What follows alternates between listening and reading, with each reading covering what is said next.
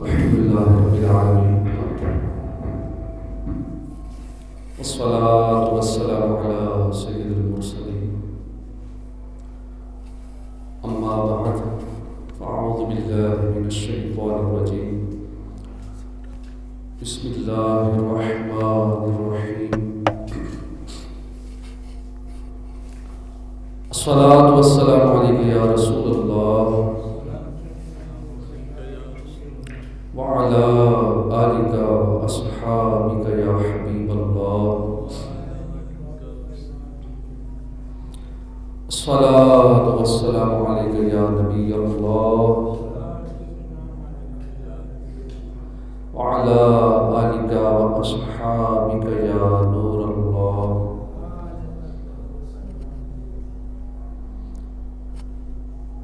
نويت سنة الاعتكاف.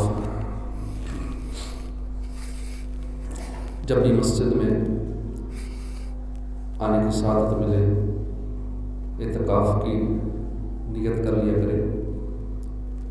جب تک مسجد میں رہیں گے فرشتے نامہ اعمال میں نیکیاں لکھتے رہیں گے.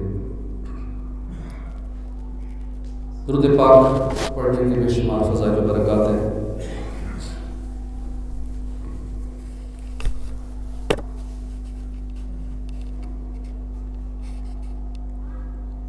حضرت منصور بن عمار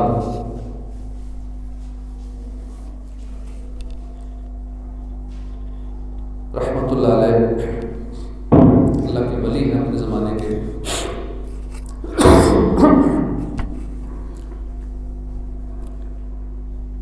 ان کا ایمان افروز واقعہ آج ہم سنیں گے. جب بھی درس و بیان سنیں اس سے پہلے اچھی نیتیں ضرور کر لیا کریں تاکہ جتنی دیر ہم بیٹھیں ثواب زیادہ ملے. ایک تو اللہ کی رضا کی نیت کرنی چاہیے کہ ہم بیان اللہ کی رضا کے لیے سن رہے ہیں, ثواب کی نیت سے سن رہے ہیں, اور توجہ کے ساتھ سنیں گے. علم دین کی تعظیم کے لیے جتنا ہو سکا دو زانوں بیٹھیں گے, نگاہیں نیچی کیے, دنیاوی خیالات سے اپنے ذہنوں کو پاک صاف کیے, ساری توجہ بیان میں ہی رکھیں گے تو انشاءاللہ پھر اس کے فائدے ہوں گے. سب سے پہلے درود پاک کے حوالے سے حدیث پاک سن لیجیے. ہم گناہ گاروں کی شفاعت فرمانے والے آقا اللہ کا سر کی آنکھوں سے دیدار کرنے والے مصطفیٰ صلی اللہ علیہ وسلم نے ارشاد فرمایا کہ جو دن بھر میں مجھ پر 50 بار درود پاک پڑھے گا میں بروز قیامت اس سے مصافحہ کروں گا, یعنی ہاتھ ملاؤں گا. اب دنیا میں بظاہر کسی دنیاوی عہدیدار سے ہاتھ ملانے کے لیے کیسے لوگ بےتاب ہوتے ہیں, موقع مل جائے تو تصویریں بنواتے ہیں, سوشل میڈیا پہ اپلوڈ کرتے ہیں, دیکھو فلاں شخصیت سے میں نے ہاتھ ملایا. لیکن بظاہر کوئی ایسا فائدہ نظر نہیں آتا اس ہاتھ ملانے میں. لیکن اللہ کے محبوب صلی اللہ علیہ وسلم کے ساتھ جس کا ہاتھ ٹچ ہو جائے گا, مس ہو جائے گا, جس پہ وہ کرم فرما دیں گے, اور وہ بھی بروز قیامت جب مشکلات کی گھڑیاں ہوں گی, ہر ایک پریشان ہوگا, نفسی نفسی کا عالم ہوگا, اس وقت جس سے حضور کا ہاتھ ٹچ ہو گیا, جس سے میرے آقا نے مصافحہ فرما لیا, اس کا بیڑا پار ہو جائے. تو روزانہ اس نیت سے 50 مرتبہ پڑھ لیا کریں, اسی حدیث پاک کو ذہن میں رکھتے ہوئے کہ یہ 50 مرتبہ میں اس لیے پڑھ رہا ہوں کہ حضور مجھ سے مصافحہ فرما لیں. تو انشاءاللہ کرم ہو ہی جائے گا. چند منٹ, پھر 1 2 3 منٹ لگیں گے, 50 پر درود پاک ہو جائے گا. تو یاد سے نیت کر لیں کہ انشاءاللہ روزانہ 50 بار درود پاک اس نیت سے پڑھیں گے کہ حضور مجھ سے مصافحہ فرما لیں, میری بخشش کا ذریعہ بن جائے, میں جہنم کی آگ سے بچ جاؤں. صلو علی الحبیب صلی اللہ تعالی علی محمد صلی اللہ علیہ وآلہ وسلم.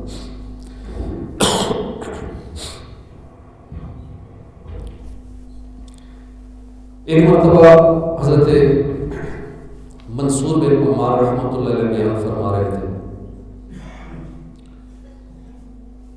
دوران بیان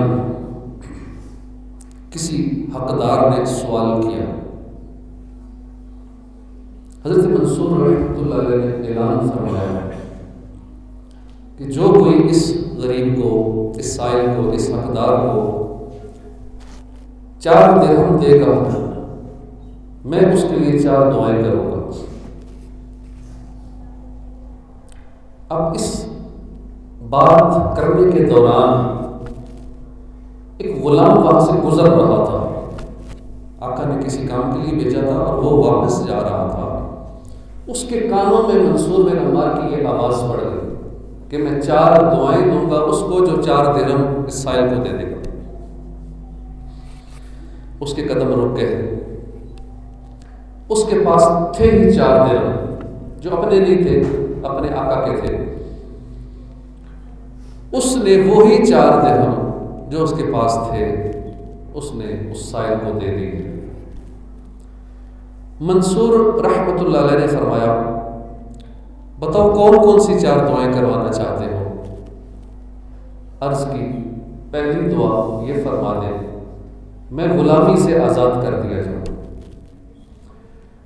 پہلے دور میں غلام خریدے جاتے تھے، بکتے تھے، تو غلامی سے آزادی بھی بڑی نعمت۔ آج کل اس طرح تو غلامی کا نظام نہیں ہے، لیکن بعض کا پوری قوم، پورا ملک کسی کی غلامی میں ہی چل رہا ہوتا ہے، کسی اور کے اشاروں پہ ہی چل رہا ہوتا ہے۔ انٹرنیشنل طاقتیں اپنی مرضی سے ان کو چلا رہی ہوتی ہیں۔ تو اس نے پہلی دعا یہ کروائی کہ میرے لیے یہ دعا کر دیں کہ میں غلامی سے آزاد کر دیا جاؤں، کہ آزادی بہت بڑی نعمت ہے۔ دوسری دعا میرے لیے یہ کر دیں کہ مجھے ان درہم کے بدلے میں، ان 4 درہم کے بدلے میں مجھے کچھ مل جائے، یعنی ان کا بدلہ مل جائے، کیونکہ میں جب واپس جاؤں گا میرے آقا پوچھے گا پیسے کہاں ہیں، میں کیا جواب دوں گا، تو مجھے ان درہم کا بدلہ مل جائے۔ تیسری دعا میرے لیے یہ کر دیں کہ مجھے اور میرے آقا کو توبہ نصیب ہو جائے۔ چوتھی دعا یہ کر دیں کہ میرے آقا کی، تمام حاضرین کی اور آپ کی مغفرت ہو جائے۔ یہ 4 دعائیں اس غلام نے عرض کی، حضور یہ ان 4 درہموں کے بدلے میں آپ نے جو آفر کی تھی، مجھے یہ دعائیں چاہیے، میرے لیے دعا فرما دیجیے۔ منصور رحمۃ اللہ علیہ نے ہاتھ اٹھا لیے۔ اللہ کے ولی کے ہاتھ اٹھتے ہیں تو بیڑا پار ہو جاتا ہے، دعائیں قبول ہوتی ہیں۔ آپ نے ہاتھ اٹھا دیے، دعا فرما دی، دعا ختم ہوئی، غلام اپنے آقا کے پاس پہنچا، کچھ دیر ہو چکی تھی، آقا نے دیر کا سبب پوچھا، اس نے وجہ بتائی کہ راستے میں یہ واقعہ پیش آیا اور میں نے 4 دعائیں کروائیں ان 4 درہم کے بدلے میں۔ آقا نے پوچھا کہ پہلی دعا کون سی کروائی تھی؟ غلام نے بتایا کہ میں نے عرض کی دعا کیجیے میں غلامی سے آزاد کر دیا جاؤں۔ آقا نے کہا جا تو آزاد ہے۔ دعا کا اثر یوں ہوا کہ جاتے ہی غلامی سے آزاد ہو گئے۔ پوچھا دوسری دعا کون سی کروائی تھی؟ کہا کہ میں نے یہ دعا کروائی کہ ان 4 درہم کا مجھے کوئی بدلہ مل جائے۔ آقا نے کہا کہ ٹھیک ہے، میں تمہیں 4000 درہم دیتا ہوں۔ 4 درہم کے بدلے میں اسے ایسا بدلہ ملا کہ آقا نے اسے 4000 درہم دے دیے۔ دوسری دعا یوں قبول ہو گئی۔ آقا بولا کہ اور کیا دعا کروائی؟ تیسری دعا کیا تھی؟ بولا مجھے میرے آقا کو توبہ کی توفیق نصیب ہو جائے، توبہ نصیب ہو جائے۔ یہ سنتے ہی آقا کی زبان پر استغفار جاری ہو گیا۔ اس نے کہا میں آج سے اللہ کی بارگاہ میں سچی توبہ کرتا ہوں۔ اس نے اسی وقت توبہ کی۔ پھر کہا چوتھی دعا کیا تھی؟ غلام نے جواب دیا کہ چوتھی دعا یہ تھی کہ میں نے التجا کی کہ حضور دعا کیجئے کہ میرے آقا کی، حاضرین کی اور آپ کی مغفرت ہو جائے۔ آقا نے کہا کہ پہلی 3 باتیں تو میرے بس میں تھی کہ تو غلامی سے آزاد کر دیا جائے، وہ میرے بس میں تھا، میں نے تجھے آزاد کر دیا۔ دوسری دعا تو نے منگوائی تھی کہ مجھے ان 4 درہم کا بدلہ مل جائے، میرے بس میں تھا، 4000 درہم تجھے دے دی۔ تیسری دعا تو نے کروائی کہ میں توبہ کر لوں، تو میں نے سچی توبہ کر لی، آج کے بعد میں گناہ نہیں کروں۔ اب چوتھی دعا جو مغفرت والی ہے کہ اللہ مغفرت فرما دے تمہاری بھی، میری بھی، حاضرین کی بھی، منصور بن عمار کی بھی، یہ میرے بس میں ہے۔ بہرحال غلام چلا گیا، دن گزر گیا، رات ہوئی تو اسی آقا نے خواب میں کسی کہنے والے سے سنا کہ جو تمہارے اختیار میں تھا وہ تم نے کر دیا، اور میں ارحم الراحمین ہوں، جو میرے اختیار میں ہے وہ میں کروں۔ میں نے تمہیں، تمہارے غلام کو، تمام حاضرین کو اور منصور بن عمار کو بخش دیا۔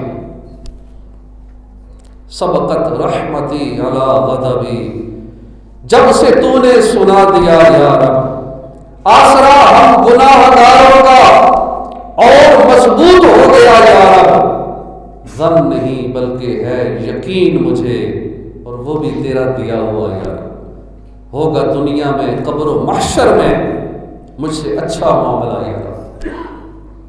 قربان جائیے کہ راہ خدا میں خرچ کرنے کی کیسی کیسی برکتیں ہیں۔ اس غلام نے صرف 4 درہم اللہ کی راہ میں دیے، صرف 4 درہم صدقہ کیے، تو اللہ پاک نے اسے اس کے آقا کے ذریعے ان 4 درہم کے بدلے میں 4000 درہم عطا کر دی۔ اس کو غلامی سے آزادی مل گئی، اور اللہ پاک نے اس کے آقا کو توبہ کی توفیق بھی عطا فرما دی، اور اللہ پاک نے اس کے آقا کی، حاضرین کی، منصور رحمۃ اللہ علیہ کی بخشش بھی فرما دی۔ اس شکایت سے یہ بھی معلوم ہوا کہ اللہ والوں کی دعائیں حاصل کرنے کا کوئی موقع ہاتھ سے نہیں دینا چاہیے، جانے نہیں دینا چاہیے۔ اللہ کے یہ نیک بندے جب اللہ سے کسی چیز کا سوال کرتے ہیں تو اللہ پاک رد نہیں فرماتا، ان کی دعا اللہ قبول فرما لیتا ہے۔ اس شکایت سے ایک مدنی پھول یہ بھی حاصل ہوا کہ جو اللہ کی راہ میں اخلاص کے ساتھ خرچ کرتا ہے، صدقہ و خیرات کرتا ہے، اللہ اس کو اس کا اجر ضرور عطا فرماتا ہے۔ اس کا وہ دیا ہوا مال ضائع نہیں جاتا، اس کو اجر دیا جاتا۔ لہذا ہمیں بھی چاہیے کہ ہم بھی وقتاً فوقتاً اپنی عادت بنا لیں، اپنے روٹین میں شامل کر لیں کہ ہم اللہ کی راہ میں کچھ نہ کچھ دیتے رہیں، اللہ کی رضا کے لیے ہم خرچ کرتے رہیں، اپنی پیاری چیز اللہ کی راہ میں دیا کریں۔ انشاءاللہ ہمیں اس کی بے شمار برکتیں نصیب ہوں گی، دنیا میں بھی اس کا فائدہ ہوگا، ہمیں آخرت میں بھی اس کا فائدہ ہوگا۔ اللہ کی راہ میں صدقہ و خیرات کرنے کی اہمیت اور فضیلت اس بات سے اندازہ لگائیے کہ خود ہمارے پیارے پروردگار نے قرآن پاک میں صدقہ و خیرات کرنے کا حکم ارشاد فرمایا، خود ترغیب دلائی اللہ پاک نے اپنی راہ میں خرچ کرنے کی، اور مختلف مقامات پر صدقہ و خیرات کرنے والے کی اللہ نے تعریف فرمائی۔ اللہ پاک ان کی تعریف و توصیف فرما رہا ہے جو اس کی راہ میں خرچ کرتے ہیں۔ لیکن اللہ کو کیا حاجت ہے کہ اسے کوئی مال دے؟ مال اللہ ہی کا دیا ہوا ہے، ہمارے پاس جو کچھ ہے اپنا کوئی کمال نہیں ہے، اسی رب کا دیا ہوا ہے۔ ایک لمحے میں چاہے تو وہ بالکل زیرو کر دے، کنگال کر دے، ایک لمحے میں چاہے تو کسی کو کھرب پتی کر دے، سب اس کے ہاتھ میں۔ اسی کا مال، اسی کا دیا ہوا مال، اسی کی راہ میں خرچ کر رہے ہیں، اسی کے توفیق سے سے خرچ کر رہے ہیں اجر بھی وہی عطا فرما رہا ہے، تعریف وہی فرما رہا ہے۔ سورہ بقرہ میں ارشاد فرمایا، ترجمہ کنز الایمان، ہدایت ہے ڈر والوں کو، وہ جو بے دیکھے ایمان لائیں اور نماز قائم رکھیں اور ہماری دی ہوئی روزی میں سے ہماری راہ میں اٹھائیں، ہماری دی ہوئی روزی میں سے ہماری راہ میں اٹھائیں۔ مفتی سید محمد نعیم الدین مراد آبادی اس آیت کے اس حصے میں فرماتے ہیں وَمِمَّا رَزَقْنَاهُمْ يُنْفِقُونَ، اس کے تحت لکھتے ہیں کہ راہ خدا میں خرچ کرنے سے یا تو زکوٰۃ مراد ہے یا مطلق انفاق، یعنی راہ خدا میں مطلقاً خرچ کرنا مراد ہے، جیسے صدقات نافلہ وغیرہ ہے۔ اب وہ مطلقاً چاہے فرض و واجب ہو، جیسے زکوٰۃ فرض ہے، اسی طرح واجب نظر ہے، اپنا اور اپنے اہل کا نفقہ ہے، اہل خانہ کا نفقہ بھی واجب ہوتا ہے بندے پہ، خواہ مستحبات ہوں جیسے نفلی صدقات وغیرہ ہے، ایصال ثواب وغیرہ کرتے ہیں، اموات کا 11ویں کرتے ہیں، فاتحہ، تیجا، 40واں، 10واں، یہ سارے اس میں داخل ہیں، یہ سب صدقات نافلہ ہیں، اللہ پاک اس پہ اجر عطا فرماتا ہے۔ آپ اپنے مرحومین کے لیے جمعرات کا ختم کرائیں گے، 10ویں کا کرائیں گے، تیجا چوتھا کرائیں گے، 40واں کرائیں گے، یا ویسے ہی سارے ثواب روز ہی کرتے رہیں گے، یہ سارا انفاق فی سبیل اللہ ہے۔ اللہ کتنا کریم ہے، ہم اپنے گھر میں پکاتے ہیں، خود ہی کھا جاتے ہیں، اجر وہ عطا فرماتا ہے، ثواب ہمارے مرحومین کو پہنچا دیتے ہیں، کتنا کریم ہے۔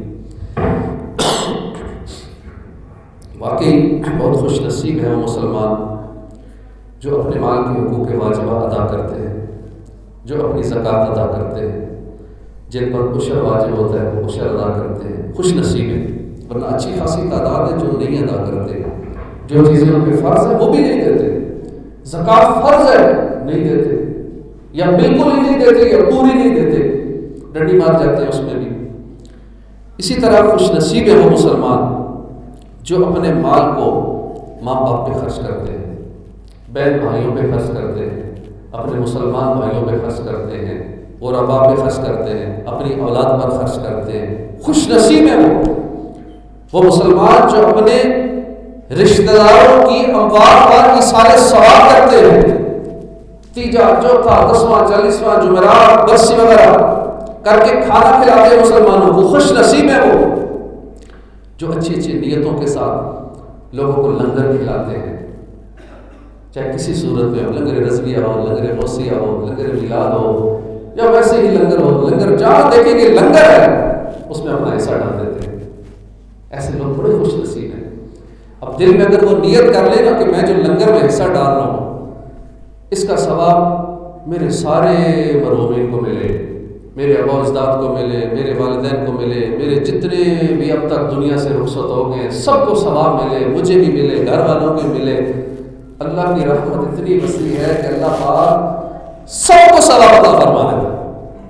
اگر ہم ایک کو ثواب، ایک کی نیت کریں اسے ایک کو ملے گا، ہم سینکڑوں کی نیت کر لیں ثواب سب میں تقسیم ہو جائے گا، بلکہ ملٹی پلائی ہوگا،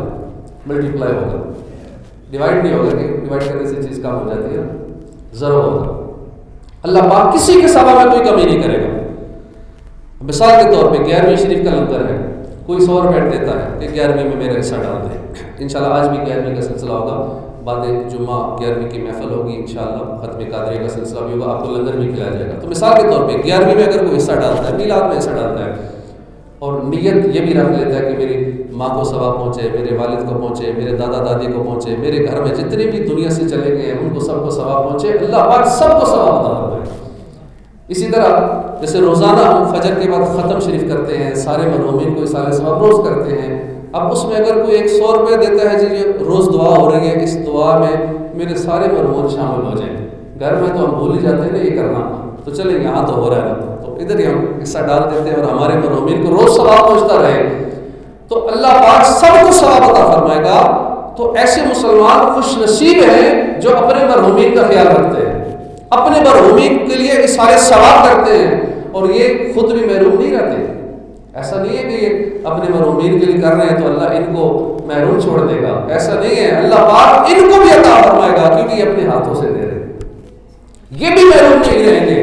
ان کو اب بھی ثواب ملے گا، اور جب یہ دنیا سے چلے جائیں گے اللہ پاک ان کے لیے بھی ذریعہ پیدا فرما دے گا جو ان کو بھی ثواب عطا فرمائے گا، جو ان کے لیے بھی اللہ کی راہ میں خرچ کرے گا، ان کے لیے بھی دعا کا ذریعہ بن جائے گا۔ یہ اس نے اسباب کرنے ہوتے ہیں۔ بعض اوقات کسی کا دعا مانگنے والا پیچھے کوئی نہیں ہوتا، اولاد نہیں ہوتی، کوئی رشتہ دار نہیں ہوتا جو ہاتھ اٹھا دے، لیکن اللہ چاہے تو ایسوں کے لیے ایسا انتظام کر دیتا ہے کہ لوگوں کی زبانوں پر ان کے لیے دعائیں جاری ہی رہتے ہیں۔ تو اللہ پاک ہمارے لیے بھی ایسا کچھ کر دے کہ ہم دنیا سے جائیں، ہمارے لیے دعا کرنے والے بہت سارے لوگ ہوں، ریگولر دعا کریں تاکہ ہمیں ثواب پہنچتا رہے۔ تو خوش نصیب ہے وہ مسلمان جو محافل کا اہتمام کرتے ہیں، اپنے گھروں میں 11ویں کی محفلیں سجاتے ہیں، میلاد کی محفلیں سجاتے ہیں۔ خوش نصیب ہے وہ مسلمان جو مساجد بنواتے ہیں، مساجد کے لیے جگہ وقف کرتے ہیں، مساجد کی تعمیرات کرتے ہیں، مساجد کی توسیع میں، ڈیکوریشن میں، ان کے کاموں میں، تعمیرات میں اپنا حصہ ڈالتے ہیں۔ خوش نصیب لوگ ہیں۔ ہر ایک کو یہ توفیق نہیں ملتی، اللہ پاک اپنے چنے ہوئے بندوں سے یہ کام لے لیتا ہے۔ اسی طرح مساجد کے معنی اخراجات کے اندر جو خوش نصیب حصہ ڈالتے ہیں، کتنے وہ عقل مند اور سمجھدار ہیں کہ سارا ثواب اپنے اس میں حصہ دار بن جاتے ہیں۔ پھر اللہ پاک ثواب کم تو نہیں کرتا، سب کو برابر عطا فرماتا ہے۔ جتنے نیک اعمال ہوتے ہیں، جتنا وضو میں پانی استعمال ہوتا ہے، جتنی بجلی خرچ ہوتی ہے، جو بھی معاملات ہوتے ہیں، اس سارے ثواب کے اندر ماہانہ اپنا حصہ ڈال کر وہ اس نیکیوں کے بزنس کے اندر وہ پارٹنر بن جاتے ہیں۔ تو ایسے مسلمان خوش نصیب بھی ہیں اور بڑے عقل مند اور تیز بھی ہیں۔ ہم دنیاوی معاملات میں بڑے تیز بنتے ہیں، اپنے بزنس کو چمکانے میں بڑے تیز بنتے ہیں، اپنے دنیاوی مال اور آسائشیں بڑھانے میں بڑی عقل استعمال کرتے ہیں، بڑے تیز تراز بنتے ہیں، کسی کو باتوں میں آگے نہیں نکلنے دیتے، ایسے ایسے کمنٹس دیتے ہیں، دلائل دیتے ہیں، لیکن جہاں آخرت کا معاملہ آتا ہے وہاں ہماری عقل کام نہیں کرتی۔ بڑا عجیب معاملہ ہے۔ جہاں عقل استعمال کرنی چاہیے، اس عقل کو اللہ نے اتنی بڑی نعمت دی ہے، تو یہ عقل ہمیں جنت میں جانے کا سبب بن جائے، یہی عقل ہم آخرت کے لیے استعمال کریں کہ میری نیکیاں زیادہ ہو جائیں، میں جہنم کے عذابات سے بچ جاؤں، میں کسی طرح جنت میں چلا جاؤں، کیونکہ عقل کی بڑی اہمیت ہے۔ قرآن پاک میں جہاں بجائے اس کا تذکرہ ہے مختلف انداز میں، تو عقل استعمال کر کے اپنی نیکیوں میں اضافہ کیجیے، عقل استعمال کر کے اپنی آخرت میں جنت کے جو محلات ابھی سے بک کروا لیجیے، عقل استعمال کیجیے، اور وہاں تو ایک محل ایسا ہوگا کہ تا حد نظر وسیع ہوگا۔ جنت کی نعمتیں ایک تو ابدی ہیں اور پھر ایسی ہیں کہ جن کا تصور بھی نہیں کیا جا سکتا۔ یا ہم چھوٹی چھوٹی سہولتوں کے لیے اپنا سارا وقت یوں ہی کہہ لیں ویسٹ ہی کر رہے، تو دنیا تو وہی ملنی جو ملنی۔ جتنا بندہ دنیا کے لیے کوشش کرتا ہے، اگر اتنی آخرت کے لیے کرے تو اللہ دنیا بھی عطا فرما دیتا ہے، آخرت بھی عطا فرما دیتا ہے۔ اور جو بندہ صرف دنیا کو بہتر بنانے میں لگا ہوا ہے، اس کا سارا وقت اپنی صرف دنیا سنوارنے میں لگا ہوا ہے، اپنی آخرت کی اسے فکر ہی نہیں ہے، نمازوں کی پرواہ ہی نہیں ہے، نیک اعمال بڑھانے کی پرواہ ہی نہیں ہے، گناہ کثرت سے کیے جا رہے ہیں، دن رات گناہوں کا سلسلہ اس کا بڑھتا ہی جا رہا ہے، حالانکہ موت کے قاصد آ چکے ہوتے ہیں، بال سفید ہو چکے ہوتے ہیں، جسمانی کمزوری ہو چکی ہوتی ہے۔ یعقوب علیہ السلام اور ملک الموت میں آپس میں دوستی تھی۔ آپ نے ملک الموت علیہ السلام سے فرمایا کہ ملک الموت، جب مجھے موت دینی ہو، میری موت کا وقت آئے، اس سے پہلے مجھے پیغام بھجوا دینا تاکہ میں مزید تیاری کر لوں۔ تو ملک الموت علیہ السلام نے عرض کی کہ ٹھیک ہے، میں اپنے قاصد بھجوا دوں گا۔ تو جب روح قبض کرنے کا وقت آیا، ملک الموت علیہ السلام آ گئے، تو آپ نے پوچھا کہ آپ نے تو کہا تھا کہ میں قاصد بھیجوں گا، تو کدھر گئے وہ قاصد؟ آپ بغیر پیغام دیے اچانک آ گئے، موت دے دے، روح قبض کر دے۔ تو ملک الموت علیہ السلام نے عرض کی کہ اللہ کے نبی، کالے بالوں کے بعد یہ سفید بال آ جانا، یہ میرے قاصد ہے۔ جسمانی طاقت کے بعد جسم کا کمزور ہو جانا، یہ میرے قاصد ہے۔ قوت شباب کا کمزور ہو جانا، یہ میرا قاصد ہے۔ نظر کا کمزور ہو جانا، یہ میرا قاصد ہے۔ یہ طرح طرح کی جسمانی بیماریاں، یہ موت کے قاصد ہے۔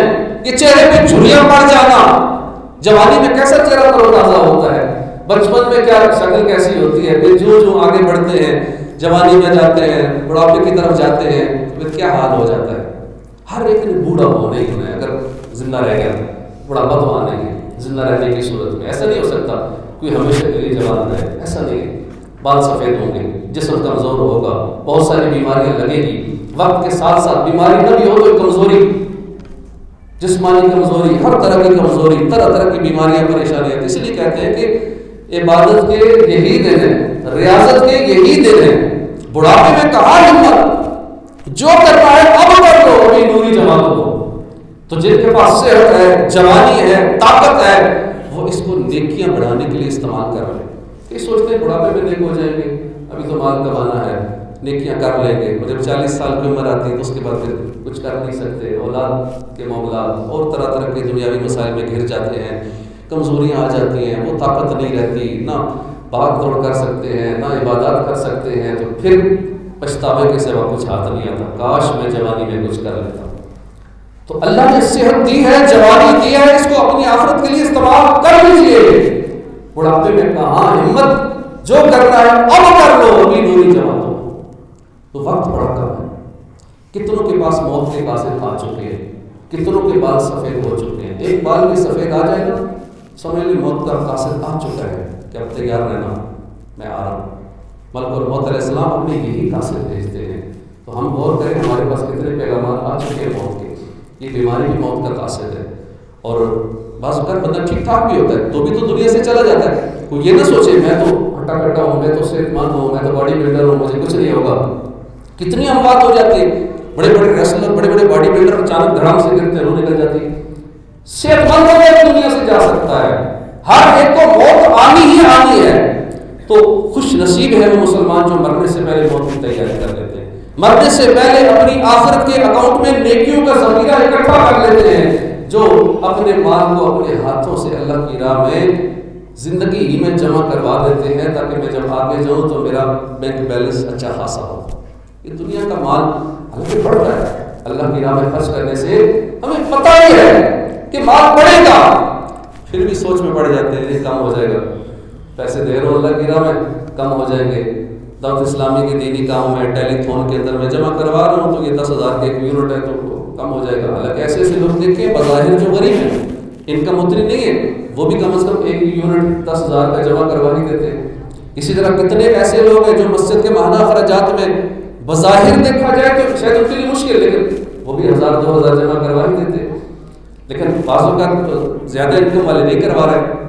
جو بھی حکمت ہے، ہر ایک اپنے معاملات بہتر سمجھتا ہے. ہمارا کام تو ترغیب دلانا. اللہ پاک نے قرآن مجید میں بھی جگہ جگہ ترغیب دلائیے، تعریف فرمائیے، توصیف فرمائیے جو اللہ کی راہ میں خرچ کرتے ہیں. تو قرآن و حدیث میں صدقہ و خیرات کرنے، اللہ کی راہ میں خرچ کرنے کے بہت سارے فضائل آئے ہیں. اللہ کی راہ میں خرچ کرنا انسان کے اپنی ذات کے لیے بھی مفید ہے. جو دل کھول کر نیکی کے کاموں میں خرچ کرتے ہیں اللہ ان کے مال میں برکت عطا فرماتا ہے، مال بڑھ جاتا ہے. اور سورہ بقرہ کے اندر اس کی مثال دی گئی ہے. پارہ 3 سورہ بقرہ آیت نمبر 261 میں ارشاد ہوتا ہے، ترجمہ کنز الایمان، ان کی کہاوت جو اپنے مال اللہ کی راہ میں خرچ کرتے ہیں اس دانے کی طرح ہے جس نے اگائی 7 بالیں، ہر بال میں 100 دانے، اور اللہ اس سے بھی زیادہ بڑھائے جس کے لیے چاہے. اللہ علم والا، وسعت والا ہے. اس کی تفسیر میں لکھا ہے کہ اللہ کی راہ میں خرچ کرنے والوں کی فضیلت ایک مثال کے ذریعے یہاں بتائی گئی ہے کہ یہ ایسا جیسے کوئی آدمی زمین میں دانہ ڈالتا ہے. 7 بالیاں اگلتی ہیں، ہر بالی میں 100 دانے پیدا ہوتے ہیں. گویا کہ ایک دانے کے بیج کے طور پر جو ڈالنے والا ہے 700 گنا حاصل کرتا ہے. اسی طرح جو شخص اللہ کی راہ میں خرچ کرتا ہے اللہ پاک اسے اخلاص کے اعتبار سے 700 گنا زیادہ ثواب عطا فرماتا ہے. اور یہ بھی حد نہیں ہے کہ 700 گنا ہی ملے گا، اس کا اخلاص اگر زیادہ ہے تو واللہ یضاعف لمن یشاء، اللہ بے حساب عطا فرماتا ہے. تو معلوم ہوا کہ صدقہ کرنے سے بظاہر مال کم ہوتا ہے. یہ ہمیں فیل ہوتا ہے، لگتا ہے کہ میری جیب میں اگر 1 لاکھ تھے نا تو بیچ میں سے 50,000 دے دی اللہ کی راہ میں، بظاہر 50,000 کم ہو گئے، کم نہیں ہوئے. اس 50,000 کو 700 سے ملٹیپلائی کر دیں. یہ تو اس کا ذکر قرآن میں ہے. اور مزید بھی ہے کہ اللہ یضاعف لمن یشاء، اس 50,000 کو اللہ 50 ارب کر دے. اخلاص ہے نا کہ اتنا دے کے بھی جو لوگ کہتے ہیں اللہ میں نے کچھ نہیں دیا، اللہ اپنا سب کچھ لٹا کے بھی آپ کی بات آ کہتے ہیں میں نے کچھ نہیں دیا. اخلاص ان کا ہوتا ہے، کسی کو دکھاوا نہیں ہوتا، کسی دنیاوی مقصد کے لیے نہیں خرچ کرتے، بس اللہ کو پتہ ہو، اللہ کی رضا کے لیے ہو. کوئی دنیاوی میری تعریف کرے نہ کرے، میرے فوٹو چھپے نہ چھپے، میری سوشل میڈیا پہ تشہیر ہو نہ ہو، بس میں نے جس کے لیے دیا ہے اسے پتہ ہے، جس نے مجھے اجر دینا ہے اس کو پتہ ہے. موجم کبیر کی حدیث میں ہے کہ الصدقۃ تسد 70 بابا من السوء، صدقہ برائی کے 70 دروازے بند کرتا ہے۔ ایک اور حدیث پاک میں ہے کل امرئ فی ظل صدقۃ حتی یقضی بین الناس، ہر شخص اپنے صدقے کے سائے میں ہوگا یہاں تک کہ لوگوں کے درمیان فیصلہ ہو جائے گا۔ تو صدقے کے بہت فضائل ہیں، اللہ پاک ہمیں اپنی راہ میں خرچ کرنے کی توفیق عطا فرمائے۔ اور ابن عمر رضی اللہ عنہ کی سخاوت کا ایک واقعہ ہے کہ ایک مرتبہ حضرت ایوب بن وائل بیان کرتے کہ میں مدینہ منورہ میں حاضر ہوا تو حضرت عبداللہ بن عمر کے ایک پڑوسی تھے، انہوں نے بتایا کہ حضرت عبداللہ کے پاس حضرت امیر معاویہ کی طرف سے 4000 درہم آئے، ایک اور آدمی نے بھی 2000 درہم دیے، ایک اور نے بھی 2000 درہم اور ایک چادر دی۔ کہتے کہ میں نے دیکھا کہ آپ بازار جب گئے تو وہاں کھوٹے درہم سے اپنے جانور کا چارہ خرید رہے۔ میں نے ان کی بیوی سے پوچھا جن کے پاس تو اتنے درہم آئے ہیں، ہزاروں درہم موجود ہیں اور یہ کھوٹا سکہ، کھوٹے سکے سے مراد یہ نہیں نقلی پیسے، وہ نہیں، کھوٹے سکے سے مراد ہے کہ بالکل کم قیمت، کم ویلیو کا وہ رقم جو ہے سکہ، وہ اس سے وہ اپنے چارہ خرید رہے ہیں۔ تو بیوی نے بتایا کہ وہ جو مال آیا تھا وہ تو انہوں نے رات کو ہی سارا صدقہ کر دیا۔ تو یہ اللہ والے ایسے ہوتے تھے، لاکھوں روپے لاکھوں درہم آ جاتے تھے، راتوں رات اللہ کی راہ میں لٹا دیتے تھے۔ تو اللہ پاک ہمیں بھی ایسی توفیق عطا فرمائے، سخاوت کرنے کی توفیق عطا فرمائے اور اپنی راہ میں خرچ کرنے کا جذبہ عطا فرمائے۔ ماشاءاللہ جو مساجد میں، مدارس میں ماہانہ ریگولر اپنا حصہ ڈالتے ہیں اور یہ نیت کی ہوتی ہے کہ میں زندگی بھر اتنا حصہ دیتا ہی رہوں گا، وہ بالفرض اگر ایک ہی ماہ دے کے اگلے ماہ دنیا سے چلے جائیں تو اللہ پاک ان کو ساری زندگی دینے کا ثواب عطا فرماتا رہتا ہے، کیونکہ اگر وہ زندہ رہتے تو ساری زندگی دیتے، لیکن چونکہ زندگی ہی اتنی تھی تو اللہ کی رحمت بڑی وسیع ہے، چونکہ ان کی نیت تھی کہ میں جب تک زندہ ہوں میں دیتا رہوں گا، میں اپنی نسلوں کو بھی وصیت کر جاؤں گا کہ میری طرف سے مسجد میں ماہانہ اتنے دیتے رہنا۔ تو اس کی اس نیت کی وجہ سے، اب چاہے پچھلے دے نہ دے، اس نے تو کہہ دیا نا، اب اس کے اس کہنے اور نیت کی وجہ سے اللہ کی رحمت ایسی وسیع ہے کہ اسے قیامت تک کے لیے ثواب وہ چاہے تو عطا فرمائے، بے حساب عطا فرمائے۔ اللہ پاک ہم کی توفیق عطا فرمائے، آمین بجاہ النبی الامین صلی اللہ علیہ وسلم۔